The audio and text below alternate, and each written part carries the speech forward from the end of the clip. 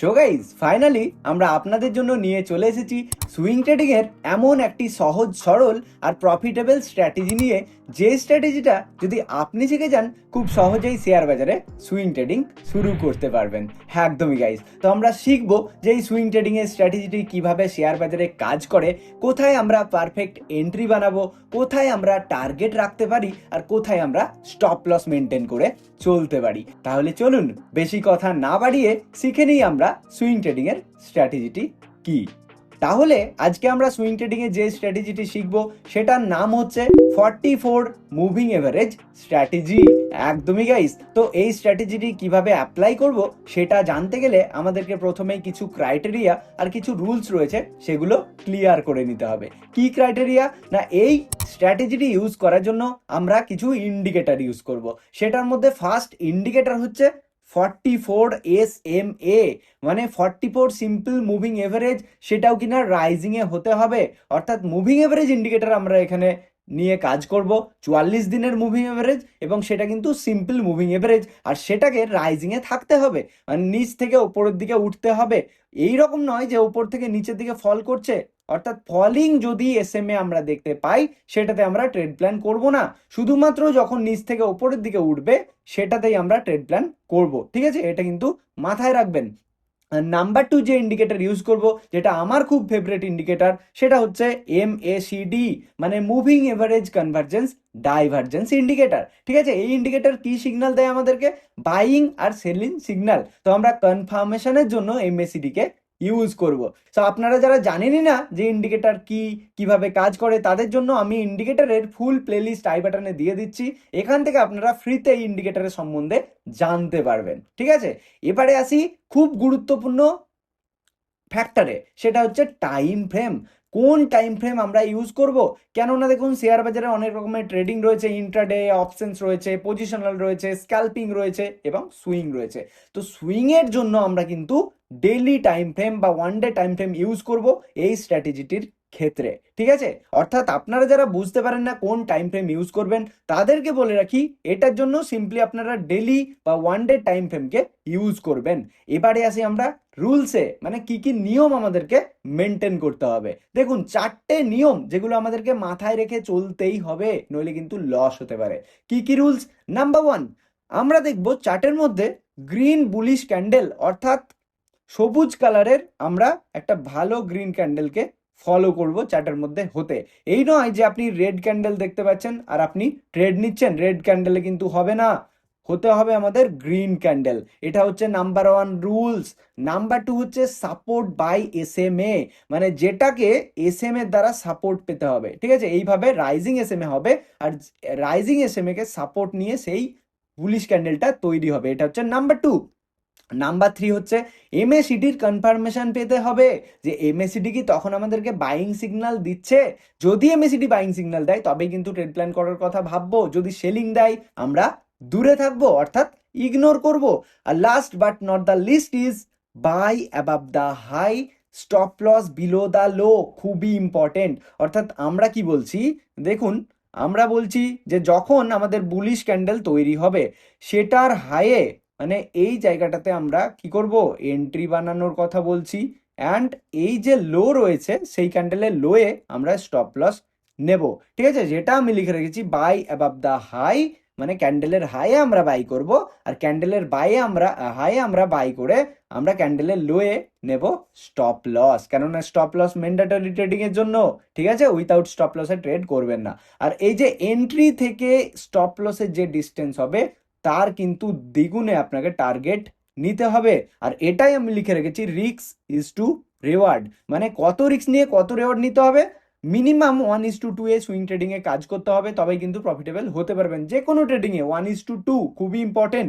তারপরে আপনি 1:3, 1:4, 1:5, 1:10, মানে ম্যাক্সিমাম অবধি প্রফিট আপনি তখনই বুক করতে পারবেন যখন আপনি ট্রেলিং স্টপ লসকে নিয়ে চলবেন। ঠিক আছে, তো এই হচ্ছে ব্যাপার।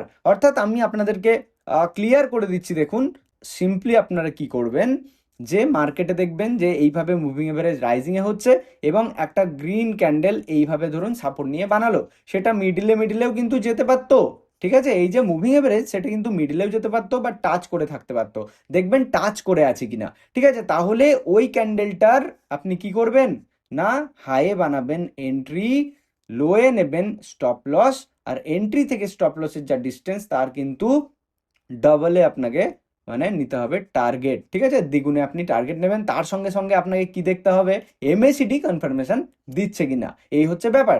তাহলে চলুন আমরা চার্টে গিয়ে এবারে বুঝে নিই যে কিভাবে আমরা প্রপার এন্ট্রি এক্সিট প্ল্যান করতে পারি।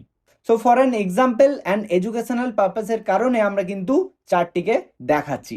দেখুন আমরা একটি স্টককে ওপেন করে নিয়েছি, স্টকের চার্ট। সো এখানে আমাদের প্রথম কাজ কি হবে, ইন্ডিকেটরগুলোকে অ্যাক্টিভ করা। কিভাবে না, ইন্ডিকেটরের আপনি অপশনে চলে যাবেন, এটা হচ্ছে ইন্ডিকেটরের অপশন, সেখানে গিয়ে জাস্ট দুটো ইন্ডিকেটর আমরা লাগিয়ে নেব। জাস্ট সিম্পলি সার্চ করবেন SMA। তো এখানে আমরা দেখতে পাচ্ছি সিম্পল মুভিং এভারেজ চলে এসেছে, এই ইন্ডিকেটরটিকে আমরা জাস্ট অ্যাপ্লাই করে নেব অ্যান্ড পাশাপাশি আমরা সার্চ করব MACD, right, moving average convergence divergence indicator. ব্যাস, এই দুটো ইন্ডিকেটরকে আমরা লাগিয়ে নিলাম। এবারে আপনাকে জাস্ট এই SM এর সেটিংয়ে যেতে হবে অ্যান্ড কিছু সেটিং চেঞ্জ করতে হবে। কি চেঞ্জ করতে হবে, এই যে লেন্থ দেখতে পাচ্ছেন আপনি, এই লেন্থটাকে 9 থেকে আপনাকে কত করতে হবে, 44, অর্থাৎ 44 দিনের মানে যেতে হবে, যার কারণে এই স্ট্র্যাটেজিটার নাম হচ্ছে 44 moving average strategy, right. So এটা আপনারা করবেন আর জাস্ট কিচ্ছু চেঞ্জ করবেন না, যা আছে সিম্পল রেখে দেবেন। ঠিক আছে, দেখুন এটা আমাদের হয়ে গেছে আর নিচের দিকে আমরা MACD লাইন পেয়ে গেছি। তো আমাদের কি স্ট্র্যাটেজি না, যখন আমরা দেখব, কি বলেছি আপনাদেরকে, যে যখন মুভিং এভারেজ দেখুন যখন রাইজিংয়ে থাকবে, ঠিক আছে, এই জায়গাটা রাইজিংয়ে আছে, এই জায়গাটা রাইজিংয়ে আছে মানে উঠছে, তো এই রাইজিং এর সময়ে যখন আমরা দেখব সেটাকে টাচ করে একটা ভালো বুলিশ গ্রিন ক্যান্ডেল তৈরি হয়েছে, এবং দেখব যে MACD আমাদেরকে সিগন্যাল দিয়েছে কিনা। আমরা কি জানি যে যখন ব্লু লাইনটি এই অরেঞ্জ বা রেড লাইনকে নিচ থেকে ওপরের দিকে ক্রস করে তখন কিন্তু আমাদেরকে বাইং সিগন্যাল দেয়, আর যখন ব্লু লাইনটি ওপর থেকে অরেঞ্জ লাইনকে কাট করে নিচের দিকে চলে আসে তখন কিন্তু সেলিং সিগন্যাল দেয়, তাই না? তাই এখানে দেখুন বাইং সিগন্যাল দিয়েছে আর পাশাপাশি এখানে ভালো একটা বুলিশ ক্যান্ডেল কিন্তু তৈরি হয়েছে।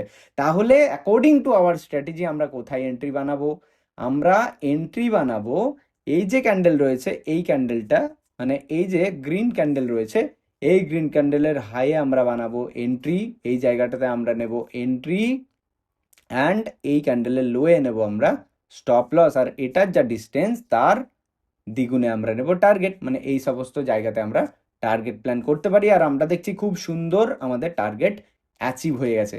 আমি আরও এক্সাম্পল দিচ্ছি, দেখুন আমরা যদি আরও একটু আগে চলে যাই, আমরা কি বলছি যে যখন ফল করছে এরকম তখন কিন্তু আমরা বাইং এর কথা ভাববো না। ঠিক আছে, যতই MACD সিগন্যাল দেখ বাইং এর, আমরা কিন্তু বাই করব না, মাথায় রাখবেন। সো আমরা সব সময় দেখবো রাইজিং মার্কেট, ঠিক আছে, রাইজিং এ যখন মার্কেট থাকবে তখন কিন্তু আমরা বাই করব। এবং হ্যাঁ দেখুন অনেক সময় আপনারা মিস্টেক করে যান যে এই জায়গাটাতে আমরা দেখছি রাইজিং হচ্ছে, এখানে একটা গ্রিন ক্যান্ডেল, আপনি কি এখানে কিনবেন? একদমই কিনবেন না, কেননা MACDও তো আমাদেরকে চেক করতে হবে। দেখুন MACD এখানে সেলিং সাইডে রয়েছে, তাই এখানে যদি আপনি কিনতেন তাহলে দেখুন আপনার SL হিট হয়ে যেত, তাই না? তাই মাথায় রাখবেন শুধুমাত্র মুভিং এভারেজকে সাপোর্ট নিলেই হবে না, তার পাশাপাশি আপনাকে দেখতে হবে যে আমাদেরকে MACD কি সিগন্যাল দিচ্ছে। তো আমরা আরও একটা এক্সাম্পল দেখছি এই জায়গাটাতে, দেখুন এই জায়গাটাতে রাইজিং হয়েছে, এখানে আমাদের MACD কিন্তু বাইং সিগন্যাল দিয়েছে, তো আপনি এই ক্যান্ডেলের হাইয়ে করবেন এন্ট্রি, এখানে নেবেন SL, এবং দেখুন কত বড় একটা মার্কেটে মুভ পেয়েছেন। তো আপনি যতবারই দেখবেন যে রাইজিং হচ্ছে MACD, আর যখনই রাইজিং MACD কে মানে টাচ করে একটা ভালো বুলিশ ক্যান্ডেল হয়েছে, সেখান থেকেই কিন্তু আপনি একটা ভালো মুভমেন্ট পেয়েছেন। ঠিক আছে, সো দেখুন আমরা যদি একটা অন্য স্টককে জাস্ট এক্সাম্পলের জন্য নিয়ে নিচ্ছি। সো এখানে দেখুন যতবার আপনি লক্ষ্য করবেন, যতবারই টাচ করে করে দেখুন এখানে একটা টাচ করে কি হয়েছে, ভালো বুলিশ ক্যান্ডেল এবং মার্কেট ওপর দিকে গেছে, রাইট। আবারও দেখুন এই ক্যান্ডেলটা মার্কেট ওপরের দিকে গেছে, আবারও দেখুন এই ক্যান্ডেলটা মার্কেট বুম জাস্ট ওপরের দিকে গেছে।